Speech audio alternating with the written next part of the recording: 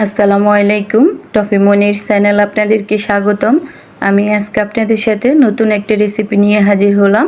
আমার আজকের রেসিপিটা হচ্ছে চিকেন ফ্রাই রেসিপি। তো অবশ্যই যারা যারা চিকেন ফ্রাই খেতে পছন্দ করেন তারা অবশ্যই আমার ভিডিওটা না টেনে শেষ পর্যন্ত দেখে যাবেন। এখন আমি মূল রেসিপিতে চলে যাব। আমি এখানে 6 পিস মুরগি নিলাম, ভালো করে পরিষ্কার করে ধুয়ে চামড়াটাও নিয়ে নিলাম। দিয়ে দিলাম রসুন বাটা, আদা বাটা, জিরা বাটা মশলার মধ্যে, এবং আমি দিয়ে দিব হলুদ গুঁড়ো, দিয়ে দিচ্ছি লাল মরিচের গুঁড়া। এখন আমি হলুদ গুঁড়াটা অ্যাড করে দিচ্ছি, তারপরে দিয়ে দিব লাল মরিচের গুঁড়া।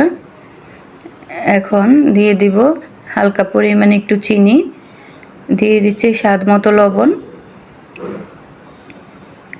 লবণটা দিয়ে দিলাম, তারপরে দিয়ে দিব স্বাদে ম্যাগি মশলা।